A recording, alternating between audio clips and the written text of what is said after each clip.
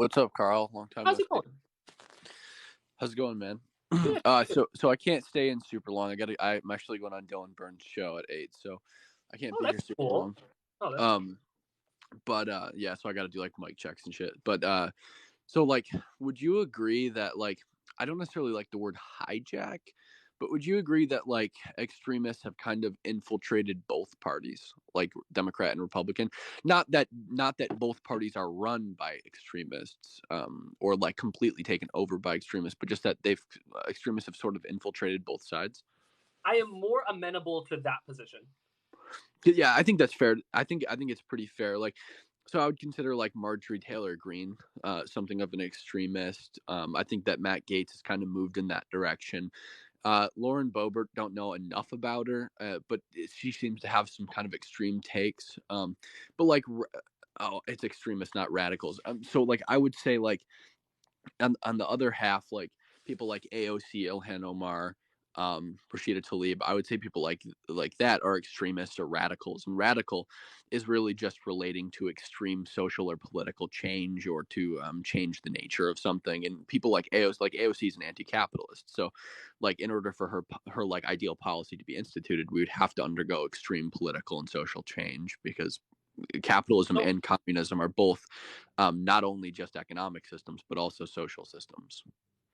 All right, so there's a little bit. So I agree in the sense that if we are not ascribing a value judgment and we are simply saying that these are views that exist outside of what is generally accepted as the Overton window, I think that I would be more likely to agree with that, especially if you're not saying they control the party, you're just saying that they exist within the party. Because like, Yeah, if people say that like sure.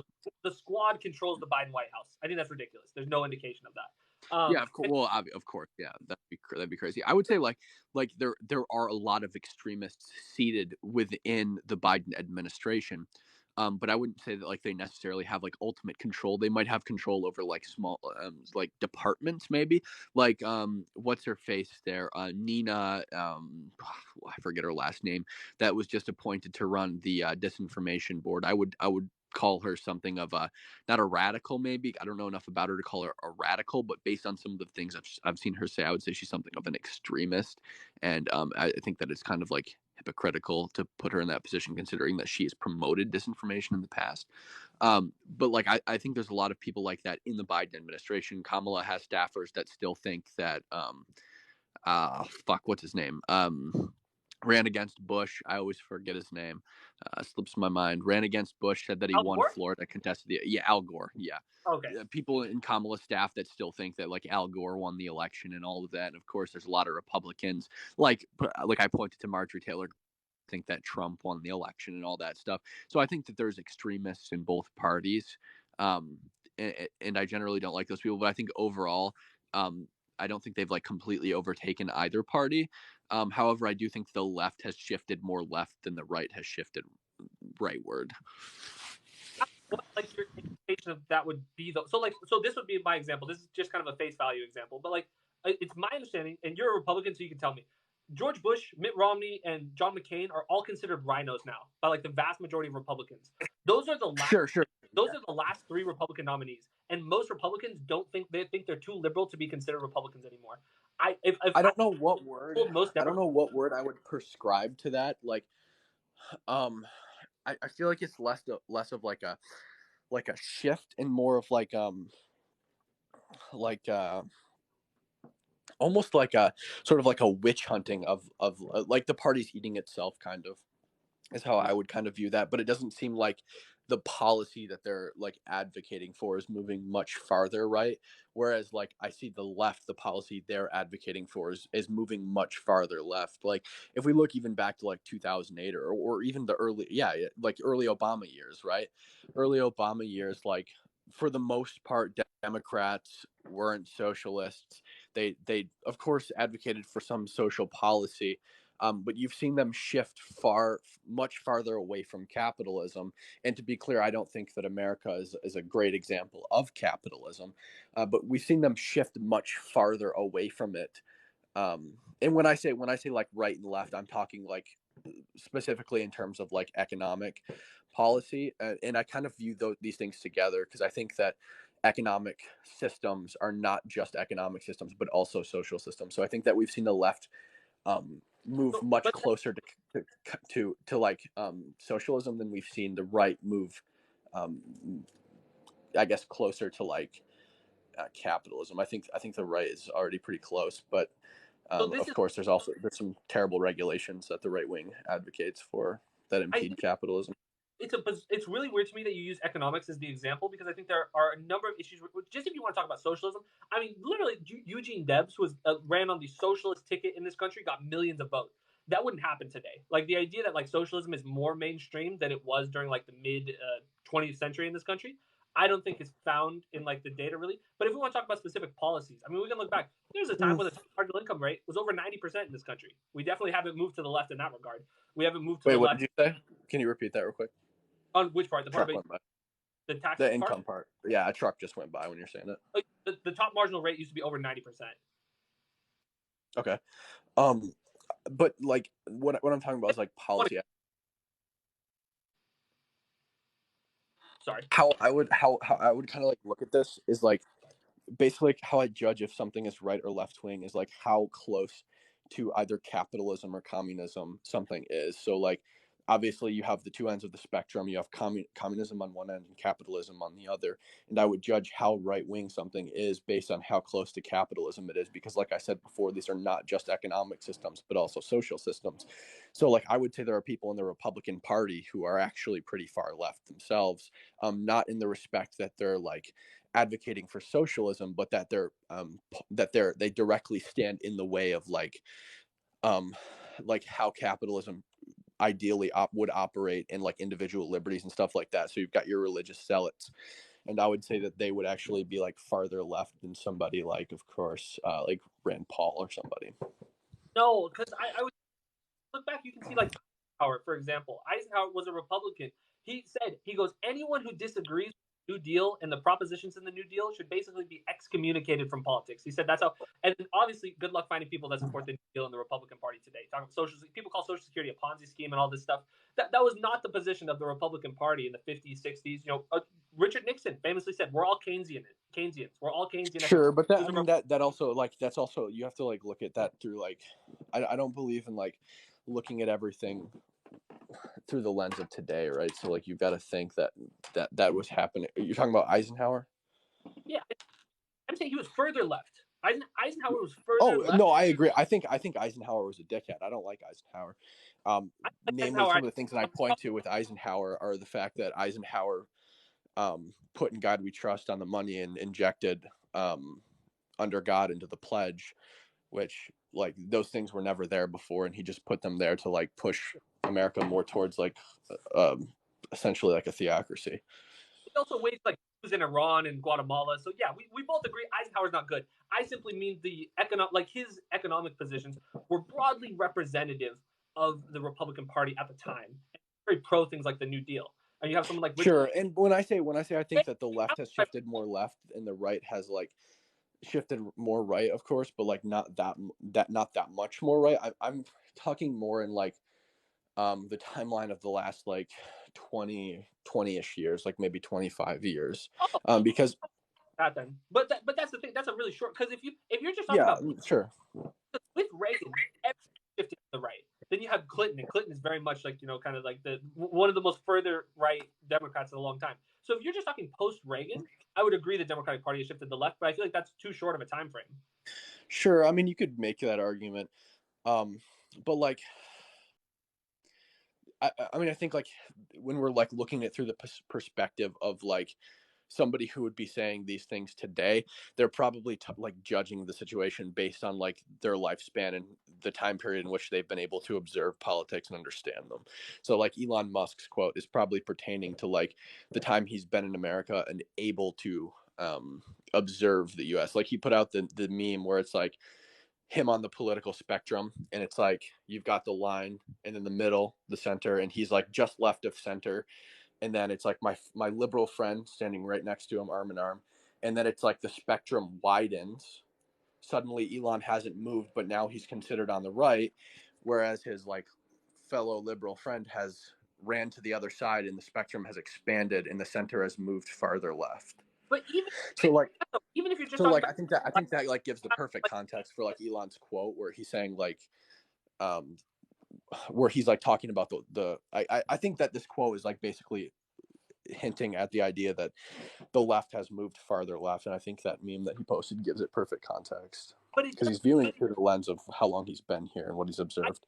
I saw that meme too in his like the little diagram. The right doesn't move at all. They completely ignores the Gingrich Revolution. That completely ignores the Tea Party movement. That completely ignores the rise of like. I would argue that all three of those are shifts to the right by the Republican Party. Like Sure, and I think, and I talk like when we're talking about like the party in general. I gotta find my charger. Of course like I'm talking more about like people in government. Elon is of course maybe like talking about people that like he associates with or that he knows or whatever, like his peers. And I think that there has been like big shifts in people moving like I guess what most people would like colloquially understand as like farther right. And that's fair to say, but I would say the left has shifted more left than the right has shifted right, as most people understand it. it depends what we're talking about. Like so, for example, like acceptance of gay people. I would argue that we have moved to the left. I would argue that you don't have to go too far back in time when it wasn't just Republicans that were opposed to gay marriage. It was also Democrats who were opposed to gay marriage. And so I would argue that yeah, we Yeah, have moved. and again, like I don't actually view that like I know like most people are going to colloquially understand that as like a left wing social shift, but like I would view that as like a tenet of individual liberty, which is what capitalists believe in. So I wouldn't see it as a left wing shift. But like if we're talking about like how most people understand the situation, then yeah, that's like a left wing shift that wouldn't necessarily be bad, Sure, I understand what or isn't bad at all. like Charles Koch. Like I think he was like very pro like gay marriage. Like before it was popular, he was like a libertarian. So like I do get what you're saying Mm-hmm. to a degree. There was this kind of like libertarian angle to gay marriage. It's the same thing with like drug legalization. There are libertarians that are pro drug legalization for different reasons.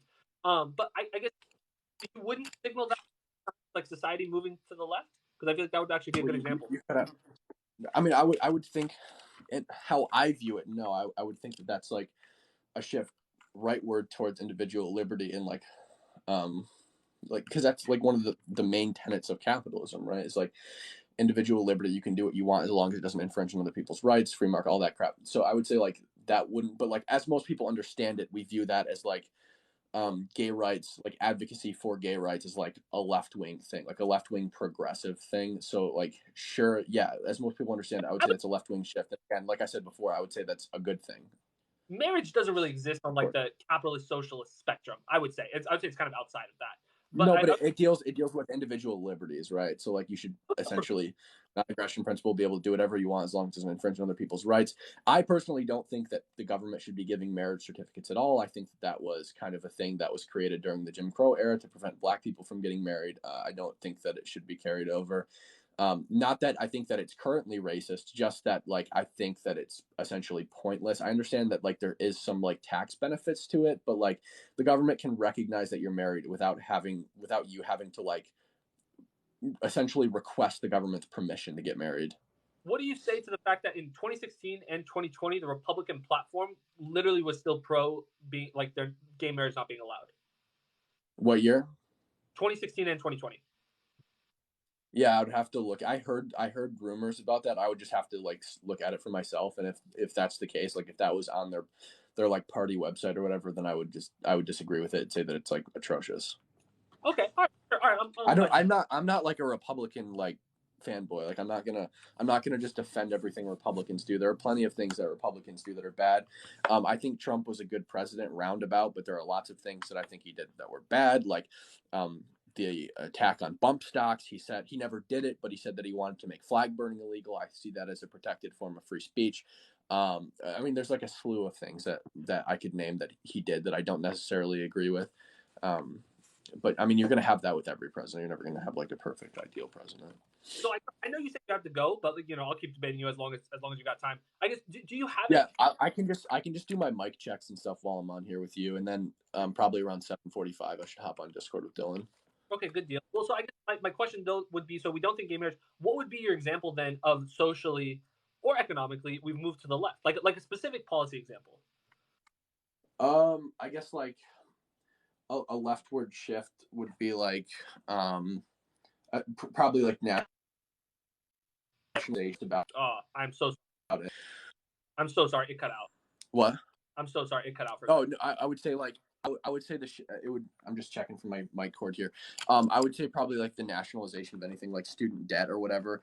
Um, what are some other healthcare stuff like that?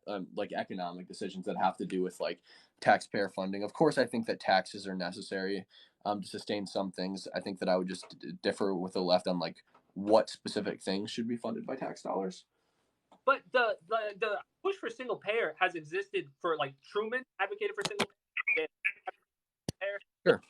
At one point did. She moved away from it, but it was called Hillary Care. Like she also advocated for single payer. Like single payer is something that like an idea that's existed in this country post World War II when the rest of the country's like Yeah, coming. I'm not saying that it hasn't. I've never said that it hasn't. Like, but But that was you can't argue that the not only the acceptance of it, but the push for it on Capitol Hill has expanded significantly in the past several years. no, not to the degree that it existed during like the New Deal era. No. Sure, and again, like I'm talking like through the like through the time frame of what somebody could observe in modern day, like so like somebody most people who are like active in politics today aren't going to be like pointing to that era as like relevant to the current situation, I guess. So just saying over the last like 30 years that push for single payer. Yeah, about yeah, I would say yeah, it's significantly increased on Capitol Hill. I'm just looking for a stick of deodorant right now. No, you're good. You gotta Stinky boy. be on a live stream. No one will, but Yeah. I if you're saying over the last 30 years, like I guess I sort of agree that it has become more accepted. But what is that just it But though? you Like, asked me, but you had to be clear. Like you asked me, like what would I view as like a leftward shift in policy, and I said like essentially like the nationalization of different things like healthcare or like student debt and stuff like that. And I think we can talk about this too. I should talk about this on Dylan's show tonight. I think that there are more efficient ways to mitigate student debt than just paying for it with taxes. what would just be the pay us back? Sorry, you're cutting out a little bit. Yeah, You're cutting out a like little bit. paying for it with taxes, it would simply be the government saying you don't owe us the money anymore. Yeah, but wait, what do you mean? The government isn't colleges, or Well, well, I guess if you're talking about like state colleges, sure, but no, the government owns over 90% of all student debt. okay, yeah.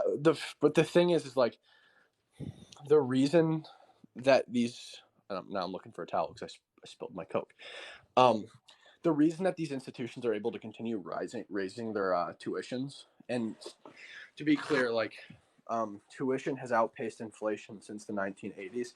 I think it was 1980, like exactly when inflation or when tuition started, the rise in tuition started passing inflation, and that's because I'm assuming you've been to college. Yeah, Okay, so like, did you take out like federal subsidized or unsubsidized loans? I had both subsidized and unsubsidized. Sure, me too. So basically, what the problem is the government is going to keep paying those loans and increasing the amount of money that they're willing to pay for those or pay out for those loans as the colleges raise their tuition. So I think that, and that essentially allows the colleges to raise their tuitions as much as they want with no penalty because they're never going to miss out on the money. The government's just going to shell it out to them, regardless of how high they raise them. And so I think that a more efficient way of lowering student debt would be regulating not only like how much the government pays out in loans, but also regulating like.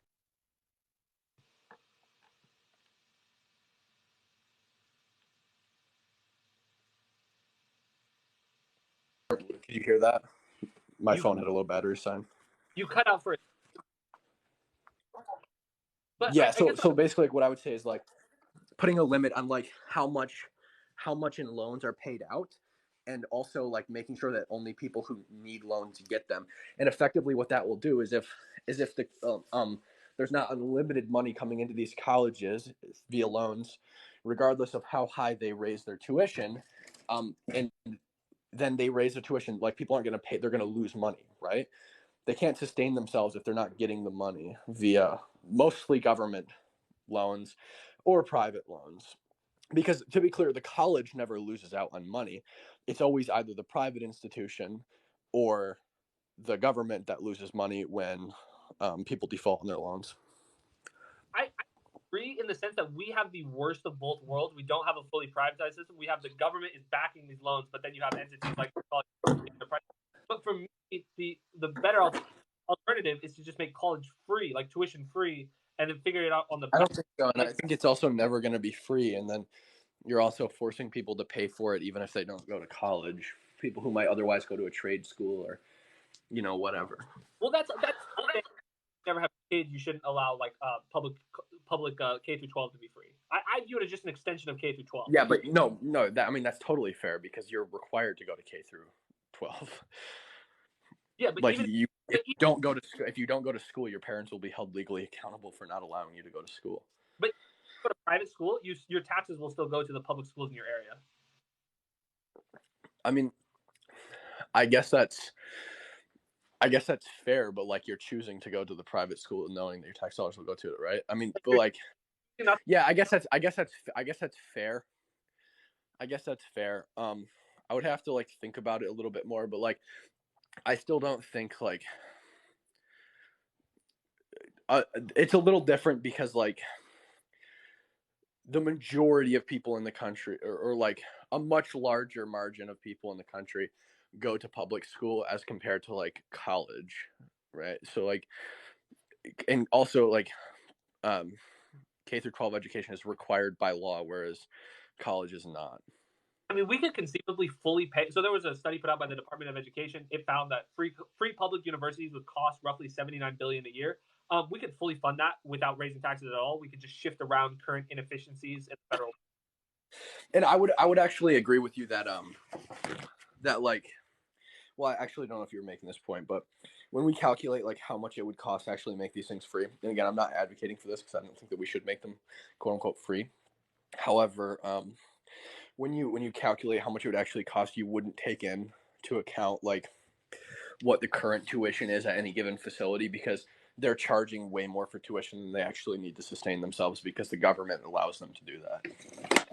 That's why our colleges cost more than any other country. Like in terms of like what it costs, like per student, our colleges cost more than any other country because we have. Yeah, and the government, and this is a problem with like what our government's doing, is they're just shelling out tons of money to not only colleges and enabling them to raise their tuition, but they're also shelling out millions and billions of dollars to major private corporations, and effectively standing in the way of competition and not allowing the competition in and creating government enforced monopolies. So like, you see this with, I don't think they actually do this with TikTok just yet, but like Facebook, Instagram, you see it with like Pfizer, Twitter, like, it's huge in the pharmaceutical company too. They put so much red tape around it all that that is essentially impossible for competition to arise and compete with the companies that have been made like the pillars of pharmacy in this country. And that creates all kinds of issues because then it prevents better alternatives from being created. It prevents better alternatives from being able to thrive, and destroys the free market. And that's why I said in the beginning of this that I wouldn't point to America as like a great example of capitalism, because while we can have like good competition on the local level and maybe even the state level, on the national level it's almost impossible. So I guess there's a few angles to that, right? So one, I think that like I did bring it up before. This is a larger conversation, but I don't like the distinction you're drawing between capitalism and socialism. Like for me, the distinction has to do with like the ownership of the means of production. So socialism would be like workers owning the means of production, or just more socialized. The workers own the means of production, or they effectively control the means of production under capitalism completely.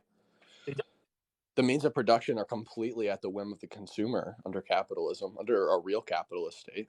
So we're talking about the means of production, whether it's in the hand. Does a capitalist, for example, do capitalists own Apple or do the workers own Apple? Well, I mean, the workers are capitalists if they're functioning in a capitalist society. Maybe they're ideologically different, but like, so they don't physically own the machinery, but they absolutely 100% control how the machinery is used because the consumers set the prices. So if this were the case, like, so when you're at a job, right? Does like your boss tell you when you can go to the bathroom, or do the workers tell the boss when they can go to the bathroom? Like, what's the power dynamic there? Why does that matter? The consumers still control the means of production in every way, shape, and form. I'm not. Um, We're talking about production. We're talking about because that's the thing is like when you talk about capitalism versus socialism, we talk about the systems of production. yeah, but the way the products are produced are completely shaped and molded by the consumer, which are the workers. No, well, the capital. So wait, so but do you agree in terms of the workplace? Who holds the power? Is it the owner or is it the workers? Well, of course, if it's his property, he's gonna control his property how he wants.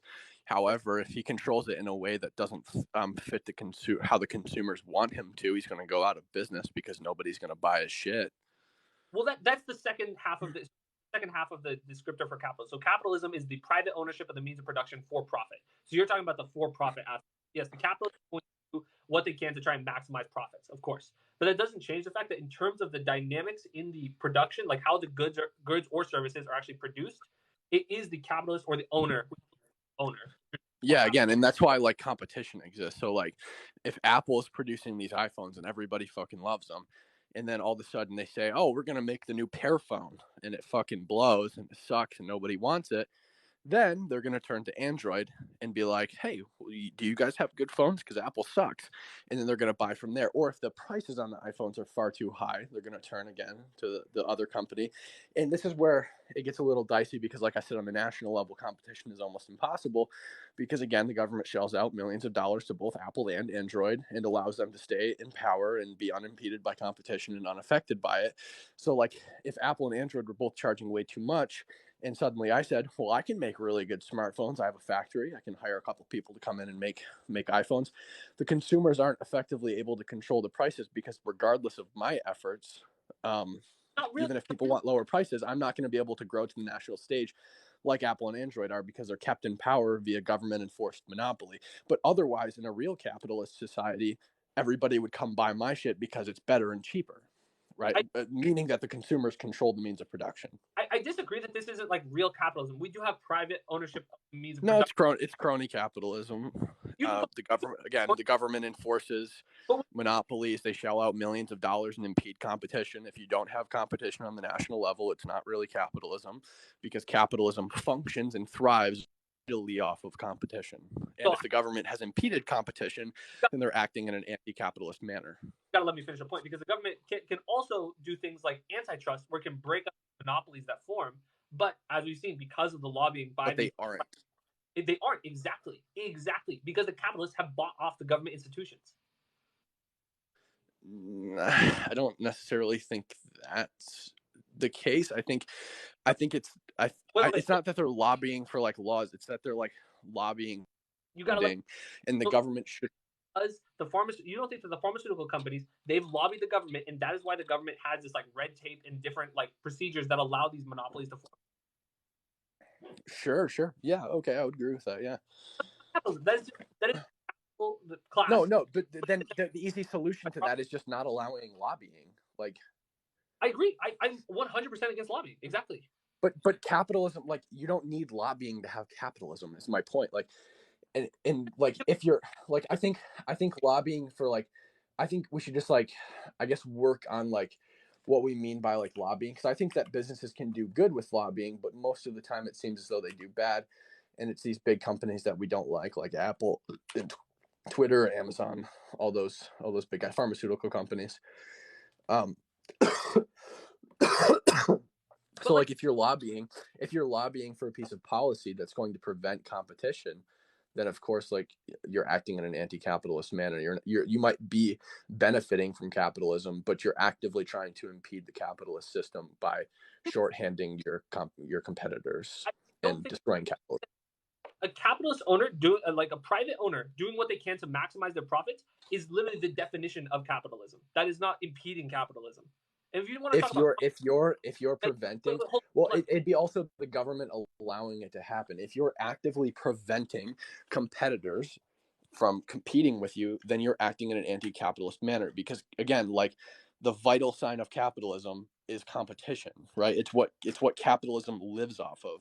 You need competition, otherwise you don't have capitalism. Competition has existed all throughout history. I think that what you're describing is more like laissez-faire capitalism, but that doesn't mean an institution where these private. I'm describing exactly like what capitalism is. Capitalism is a system that is the tenets of it are individual liberty, property, and competition, right? Like you need to have these things or you don't have capitalism. And I, like I said, I I need to think ask. on a local level, we have that just fine functioning in America. However, on the national level, competition is almost impossible because of government red tape and government regulations and government subsidies and all of the money that they shell out to these companies that they've You're, handpicked and decided that they like. you're saying it's because of government. It's because these private institutions have bought off the wing of the government. They've bought off Okay, regulatory state. That's what it's called, regulatory capture. These private institutions yeah, are so what. so that's called corruption, and the government's doing it. So we need to prevent corruption and not allow these companies to actually like bring their lobbied legislation that puts red tape and prevents corruption from coming to fruition. Right? That should be illegal, and politicians should be held accountable for it. So it's absolutely the government. If I was a private business owner and I wanted to lobby that nobody can make phones except for me, right? I can do that all I want, but the government shouldn't allow it to actually happen. So it's the government's fault, not mine, right? Because I'm not a legislator. The capitalist goal is to crushes competition to maximize profits. That is literally its goal. To say that it is antithetical to capitalism to try and outcompete the others in whatever way you can. If it You means want to outcompete, you absolutely want to outcompete.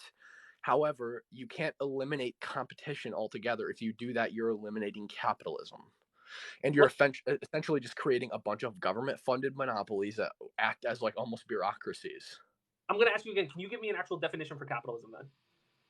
An actual definition for capitalism. Dude, capitalism is just like communism and socialism, right?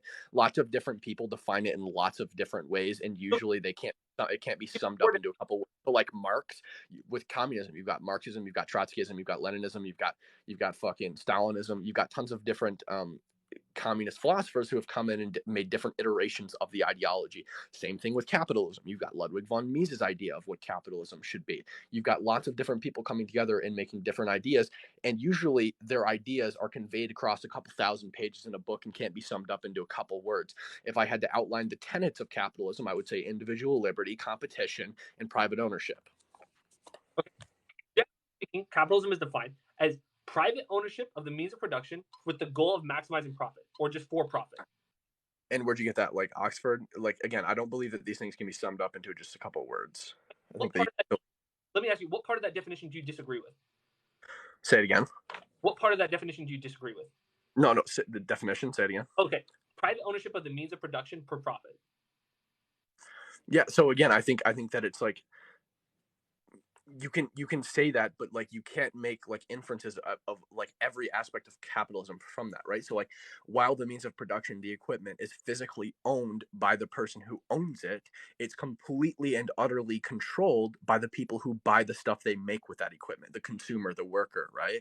Whereas like communism, it's like, and this is another reason why like I don't think that an authoritarian right exists, and I don't think that a libertarian left exists, because in order to allocate the resources that a communist would, in the way a communist would want them to, you would have to have an authoritative government, right, to allocate these resources. So communism, of course, like nobody actually really owns anything, right? It's all essentially owned by the government and allocated like in a way where it seems like everybody owns it.